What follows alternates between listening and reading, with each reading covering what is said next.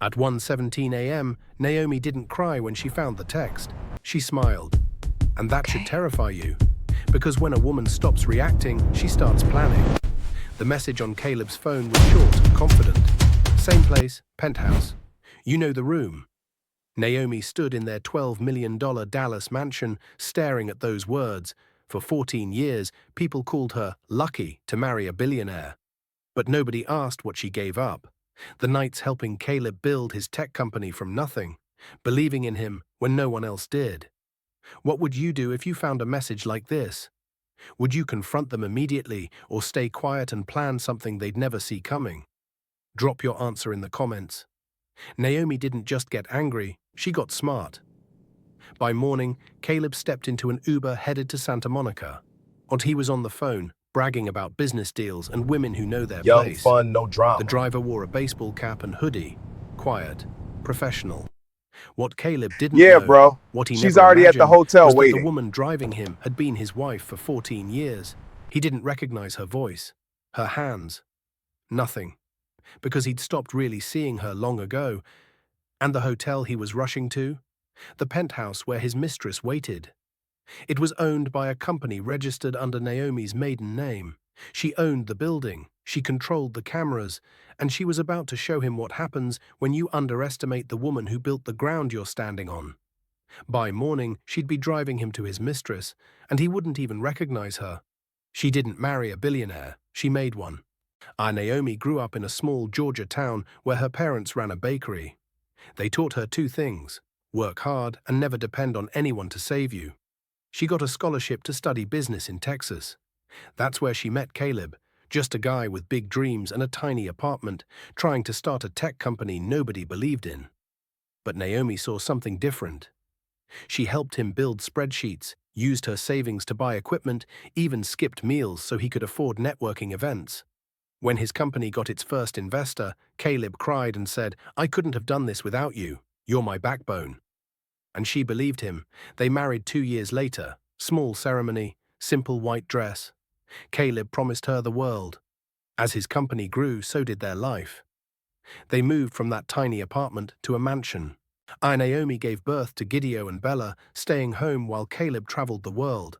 But slowly, something changed. He stopped calling, stopped asking about her day, stopped seeing her as a partner. "Naomi, I'm building an empire," he'd say. "You wouldn't understand the pressure." She stopped asking. Meanwhile, Naomi quietly started her own empire. Using inheritance from her grandmother, she bought rental properties, then commercial buildings, then boutique hotels, all under her maiden name, Naomi Hartwell. Caleb knew she had some properties, but never paid attention. Too focused on his tech empire to care about her little hobby. What he didn't know, Naomi owned hotels worth $8 million across 3 states. One was in Santa Monica, the same hotel where he'd been meeting his mistress for months. Have you ever given everything to someone only for them to treat you like nothing? Hit that like button if you've been there. Years ago, when Caleb needed help, Naomi gave everything. Now, when she needed the truth, she'd take it herself. But as his empire grew, the distance between them grew too. And so did her secret power. Revenge is a dish best served from behind the wheel of an Uber. Naomi didn't sleep after finding that text. While Caleb snored beside her, she sat in the dark, planning. She checked her hotel records. The Santa Monica penthouse had been booked every other weekend for 4 months. Always the same dates, always paid through a shell company, Caleb's shell company. He was cheating on her in a building she owned. The disrespect was breathtaking, but it also gave her power. She owned that hotel, or controlled the staff, had access to everything. Then came her brilliant idea: become his Uber driver. She signed up using a fake name and photo, bought a baseball cap, oversized sunglasses, and black hoodie. Practiced lowering her voice and changing her posture. Caleb hadn't really looked at her in years. He saw wife, mother, the woman at home. He didn't see her. That was going to be his biggest mistake. Have you ever had to be smarter than someone who underestimated you? Tell me in the comments. Friday morning, Naomi kissed Caleb goodbye like everything was normal. He barely looked at her. She flew to Los Angeles ahead of him. By the time his flight landed, she was parked outside LAX in a rental car, logged into the Uber app. Her phone pinged. Ride request. Passenger, Caleb. She accepted, pulled up to the terminal. Caleb got in without even glancing at her face. Santa Monica, right? She said, voice low and casual. Yeah, he muttered, already on his phone. He didn't recognize her. As she drove, Caleb made a phone call that sealed his fate. Yeah, man, I'm headed to the spot now, he laughed. She's already there. Young, fun, no drama. Not like dealing with a wife who's always nagging. Naomi's grip tightened on the wheel. Marriage is a trap, bro. But you play the game, right? Keep the wife happy at home, have your fun on the side. He kept talking, bragging, dismissing her. Naomi's got nowhere to go, no job, no real income. She depends on me for everything. Naomi almost smiled, because Caleb had no idea she owned properties worth millions. He thought she was trapped, but she was free, and he just didn't know it yet. Her phone pinged, ride accepted, and his destruction began. He sat in her car, bragging about betraying her, and didn't recognize her voice. The drive to Santa Monica took 40 minutes. Every minute, Caleb talked. Man, this girl is something else. 26, looks like a model. And the best part?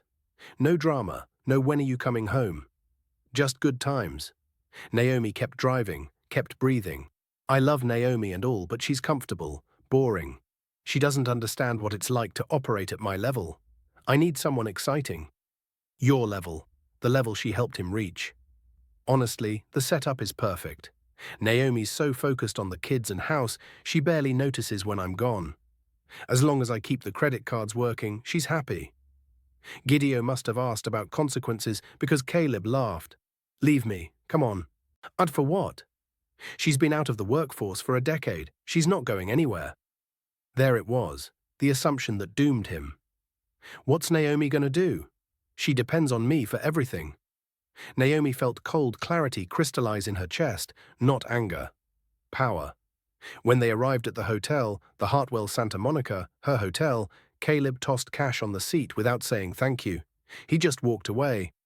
Naomi parked and changed into a hotel staff uniform, black pants, white shirt. Name tag Anna. She took the elevator to the penthouse floor. Knocked 3 times. The door opened, a woman in her 20s. Designer dress, perfect makeup. Room service, Naomi said calmly. We didn't order anything. Complimentary, from management. The woman, Elise, stepped aside dismissively. Naomi walked in, and there was Caleb, all comfortable on the sofa, drink in hand. He glanced at her briefly, looked away. No recognition. Elise draped herself over Caleb. You know what I love about you? You're not like those boring married guys who feel guilty. Naomi's jaw clenched. She kept her face neutral. You can go now, sweetie, Elise said, waving her hand.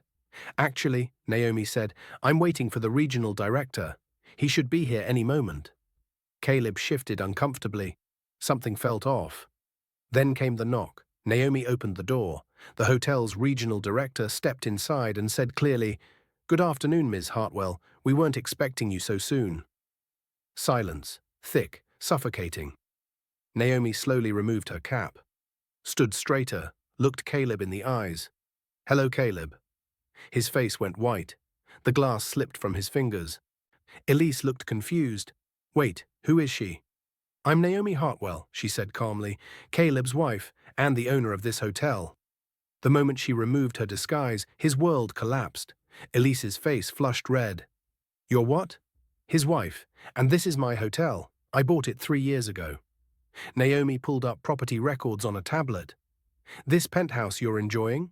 Booked every other weekend for 4 months through your shell company, Caleb. Sterling Consulting LLC. She showed him the evidence, booking records, payment history, all documented. You've been funding your affair with marital assets, which means I've technically been paying for your betrayal. Caleb found his voice. Naomi, I can explain. Can you? Please explain what I heard in the car from the airport. His face went paler. The car, you were your Uber driver. Yes, I heard everything you told Gideon. Every word about how boring I am, how dependent, how I have nowhere to go. She turned to Elise. You seem uncomfortable. Looking for an exit? Elise grabbed her purse and rushed out without looking back. Alone now, Caleb and Naomi faced each other. This isn't what it looks like. It's exactly what it looks like, Naomi interrupted. But I didn't come here to yell. I came for the truth, and now I have it. Her attorney walked in carrying documents. Divorce papers, Naomi said simply. Filed this morning. Caleb flipped through them, hands shaking. You filed without talking to me. What was there to talk about? Your affair, your disrespect. The attorney cleared his throat.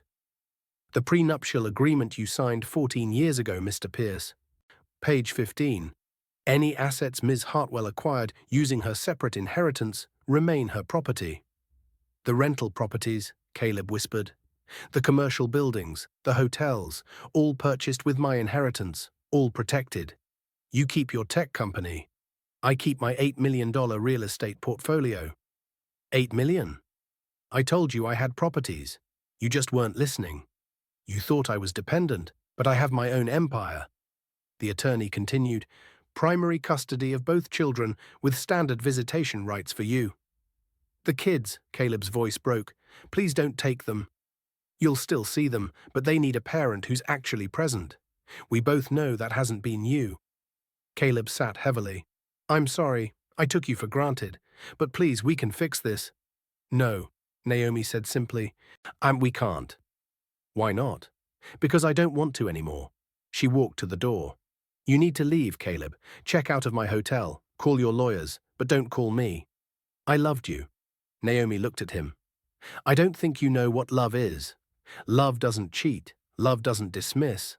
Love doesn't take someone for granted. She paused. One more thing. The prenup has an infidelity clause. I have recordings, photos, hotel records. You forfeit all shared assets. The house, the cars, the vacation properties. All mine now. Caleb's face went white. You were wrong. I'm not the one with nowhere to go. You are. She walked out, didn't look back, and she didn't cry. She smiled. Finally free, but Naomi wasn't done. The prenup he never read was about to cost him everything. She traded a mansion for a condo and gained her freedom. 3 months later, Naomi sat in her new beachfront condo in Santa Monica. Smaller than the Dallas mansion, but it was hers. The divorce was finalized quickly. The prenup was airtight. Caleb kept his tech company. Naomi kept her hotels, properties, and primary custody. The kids adjusted faster than expected. At first, they were confused and sad, but over time they noticed something. Naomi smiled more, laughed more, had more energy. She wasn't pretending to be happy anymore. She was happy. Caleb's reputation took a hit. His company struggled briefly, but survived. Elise disappeared the moment things got messy. Caleb tried reaching out, apologizing, begging for another chance. Naomi didn't respond. Not from hatred, but from complete closure. She'd already moved on. One evening, Bella curled up beside Naomi on the balcony. Are you happy now, Mommy? Naomi looked at her daughter's innocent eyes. Yeah, sweetheart, I really am. Here's the life lesson from Naomi's story. Silence is not weakness, patience is not permission, and being underestimated is your enemy's biggest mistake. Naomi didn't scream, didn't beg, didn't break. She planned, she prepared, she protected herself and her children, and she walked away with dignity intact. Too many people stay in situations that hurt them because they're afraid. Afraid of being alone, afraid of starting over. But Naomi's story shows us, you are not defined by someone else's betrayal. You are defined by how you rise after it.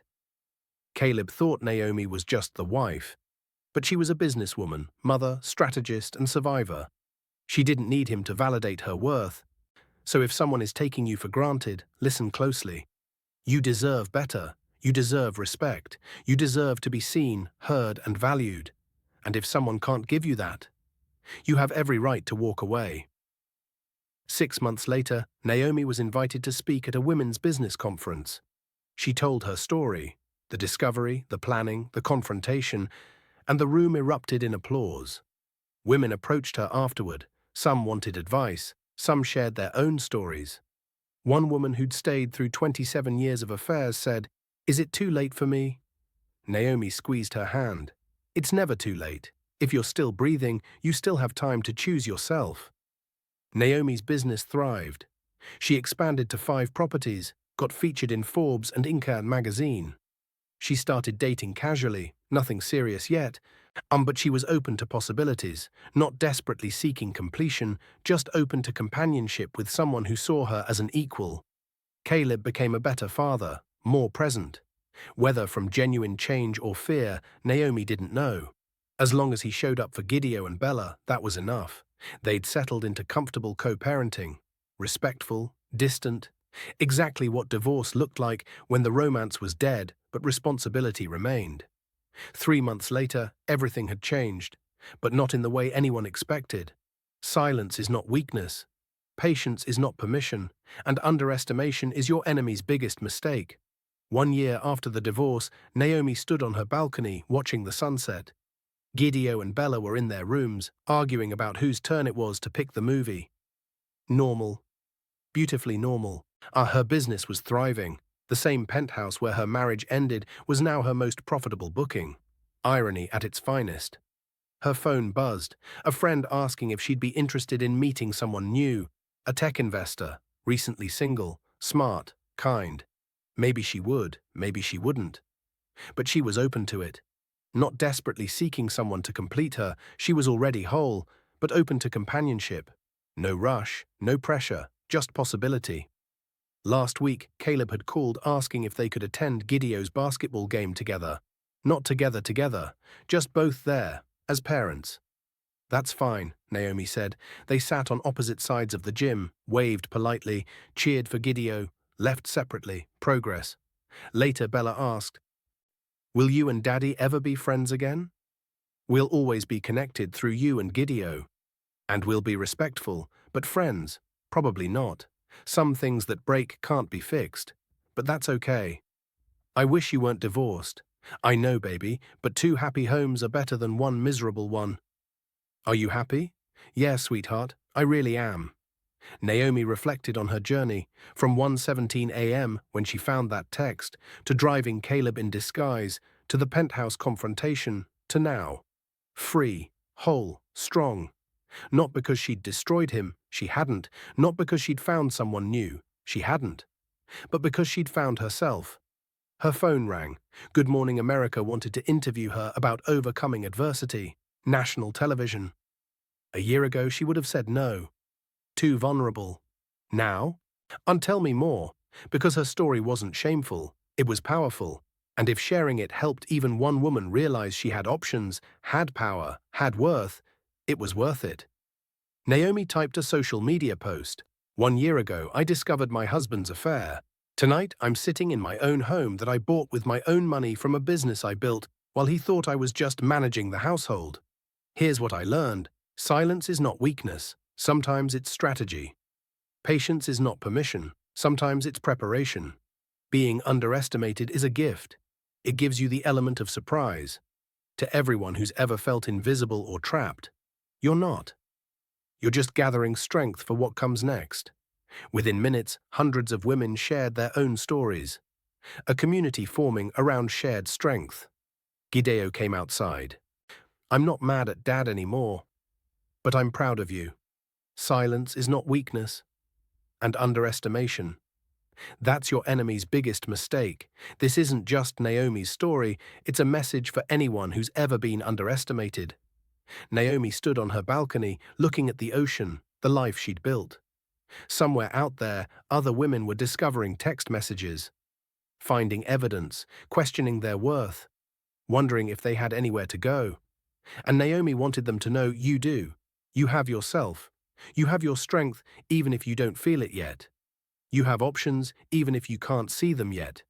You are not trapped. You are powerful, and the people who underestimate you, that's their mistake, not yours. When someone shows you who they really are, believe them. Caleb showed Naomi he didn't value her. And instead of trying to change his mind, she changed her life. That's power. If this story taught you something, if it made you think, feel, or realize your own worth, do me a favor. Hit that subscribe button. Share this video with someone who needs to hear it. Drop a comment. What would you have done differently? Would you have confronted him right away?